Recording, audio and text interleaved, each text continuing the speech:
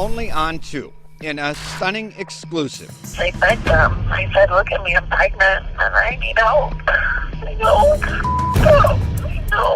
JoAnn Cunningham, the mother accused of murdering her son AJ, answers the questions everyone is asking. Good evening, I'm Brad Edwards. And I'm Erica Sargent. The murder of 5-year-old AJ Freund. It is a case that riveted the nation.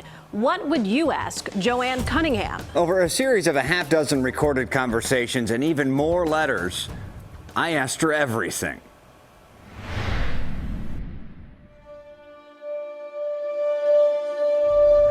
I would rather kill myself than harm my family.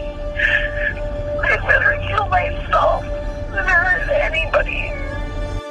Before that, it started with a missed call. Hello, you have a call at no expense to you from An 815 area code and a name.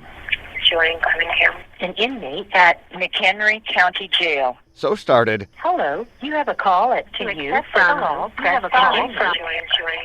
Cunningham. a series of communications. Can I record this phone call? Yes. That the most necessary answer for us to chart Hi, JoAnn. a her-person blueprint. How JoAnn Cunningham, maybe the most loathed mother in America, how she pictures it happen. I feel like this is getting worse in here for me the more I talk to you. JoAnn Cunningham and her ex-boyfriend Andrew Drew Freund stand accused of murdering their 5-year-old son AJ. A son a community prayed for days was alive.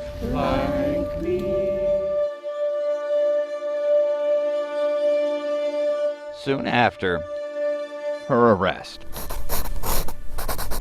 In an effort to draft a portrayal, I wrote her simply wanting to know Did you kill AJ? how she'd answer. EJ had ODD. She'd often speak of her son, AJ's purported ODD, oppositional defiant disorder, defined by Mayo Clinic as a vindictiveness toward authority. Were you using heroin when you had AJ? When I was pregnant with him, yes. Police say on your phone there was a video of AJ lying on a bare mattress in his bedroom, and you were berating him for urinating on his bed. Well, I mean, wouldn't any parent? How could you be upset with AJ when you knew you were shooting up heroin when you were pregnant with him? He doesn't call it on heroin. I don't know, it's like the devil.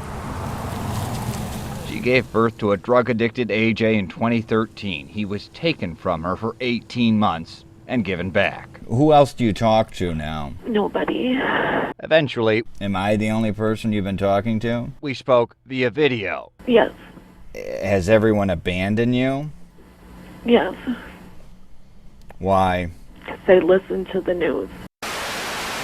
For nearly 7 days, AJ's disappearance gripped the entire country. DCFS has been involved with Andrew's family for his entire life. As AJ's parents are in jail charged with his murder tonight. Nothing about his parents' story was true. Did something terrible happen to you growing up? Probably my brother committed suicide. Not long after, a schematic appeared, a tumultuous tangle of relationships leading to divorce. To divorce attorney Drew, documents show they'd fight each other with knives. To now fiancé Dan Nowicki, who once spent 6 months in jail for hitting his pregnant wife. 911, what's the address of your emergency? We have a missing child. So you went to bed, right? Yeah. And the next morning you were going to go pick Dan up from jail Yeah. and know AJ. Yeah. Yeah. Yeah.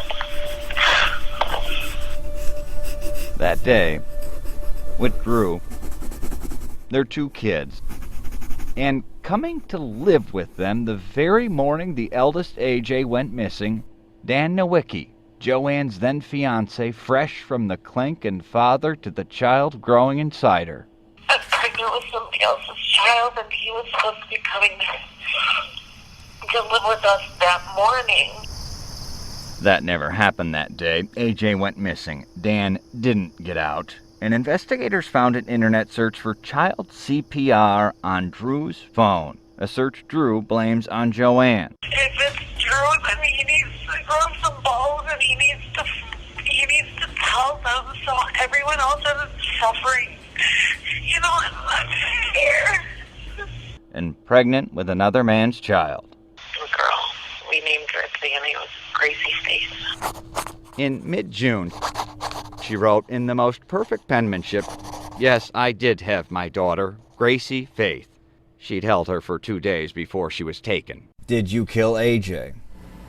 No. I would never hurt my children.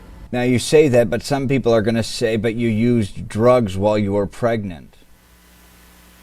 I know, and it's something I cannot take back. Could this depiction be redrawn? A DCFS caseworker investigating neglect and welts on AJ returned AJ to the home the day he began his on-site inquiry. AJ would be dead in 4 months, eventually found in a shallow grave. It's always been hard for me to comprehend or understand evil, JoAnn wrote me.